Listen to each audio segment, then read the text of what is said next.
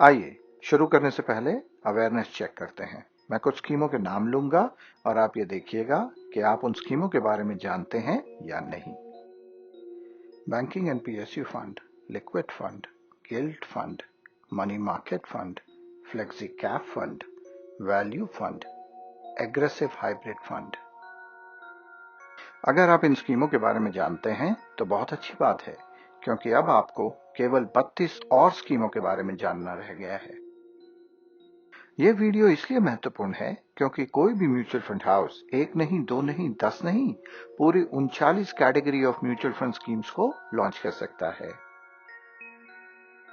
आज इस वीडियो में हम इन्हीं स्कीम्स के बारे में बात करेंगे।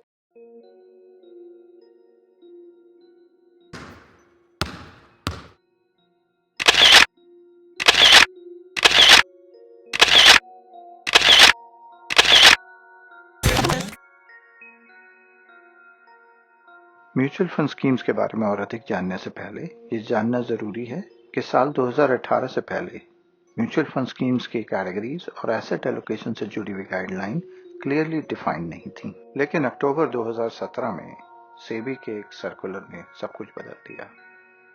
इसने म्यूचुअल फंड स्कीम के कैटेगराइजेशन और रैशनलाइजेशन की शुरुआत की। इसने अलग अलग म्यूचुअल फंड हाउसेस द्वारा लॉन्च की गई स्कीमों में समानता लाने की बात पर जोर दिया। म्यूचुअल फंड स्कीम्स को मुख्यतः 5 ग्रुप्स में बांटा गया: equity schemes, debt schemes, hybrid schemes, solution oriented schemes और अदर स्कीम्स। और यह भी तय किया गया कि इन पांचों ग्रुप्स के अंदर कौन कौन सी स्कीम कैटेगरीज होंगी। सेबी की इस महत्वपूर्ण गाइडलाइन को पढ़ने के लिए या तो इस लिंक को ब्राउजर पर खोलें या इस क्यूआर कोड को स्कैन करें। आइए अब विस्तार से जानते हैं कि कितने कैटेगरीज की स्कीम हो सकती हैं। म्यूचुअल फंड स्कीम्स को 5 ग्रुप्स में बांटा गया है। डेट फंड 16 प्रकार के हो सकते हैं, equity funds 12, hybrid fund 7, solution oriented funds 2 और अदर फंड्स 2 प्रकार के। डेट फंड्स के अंतर्गत ये 16 कैटेगरी की स्कीम्स आती हैं। ये सारी की सारी डेट इंस्ट्रूमेंट्स में इन्वेस्टमेंट करती हैं और इक्विटी में बिल्कुल भी निवेश नहीं करती। डेट फंड्स को फिक्स्ड इनकम फंड्स भी कहा जाता है। जब आप इन फंड्स में अपना पैसा लगाते हैं तो आपका पैसा शेयर मार्केट में नहीं लगता। इक्विटी में ये 12 स्कीम्स आती हैं और हर स्कीम कम से कम 65% इक्विटी इंस्ट्रूमेंट्स में निवेश करती है। इन स्कीमों का अधिकांश पैसा इक्विटी शेयर्स में लगा होता है, जिनकी मार्केट वैल्यू आए दिन बढ़ती या घटती रहती है, जिसकी वजह से इन स्कीमों की एनएवी भी बहुत तेजी से बढ़ती या घटती है। इसीलिए इन स्कीमों को शॉर्ट टर्म इन्वेस्टमेंट के लिए सही नहीं माना जाता। हाइब्रिड फंड्स में 7 कैटेगरी की स्कीम्स आती हैं। ये डेट और इक्विटी दोनों में इन्वेस्ट करती है।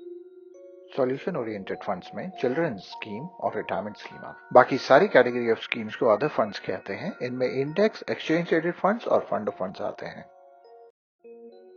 ध्यान रखिएगा, कोई भी म्यूचुअल फंड किसी कैटेगरी में केवल एक ही स्कीम मैनेज कर सकता है।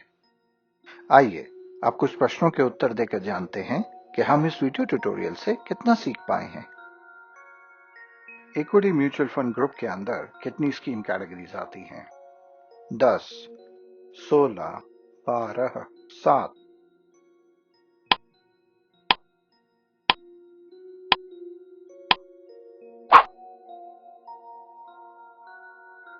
अब अगला प्रश्न, इनमें से कौन सी एक डेट स्कीम की कैटेगरी है?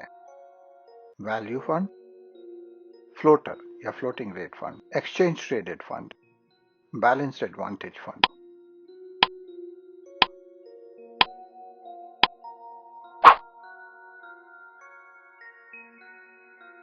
अब तीसरा और आखिरी प्रश्न, एसबीआई म्यूचुअल फंड कितनी लार्ज कैप स्कीम्स मैनेज कर सकता है?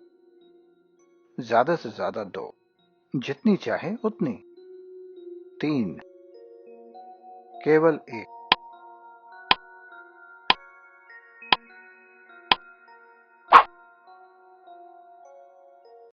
अगर आपके उत्तर गलत हैं तो वीडियो को दोबारा देखें और पुनः प्रयास करें।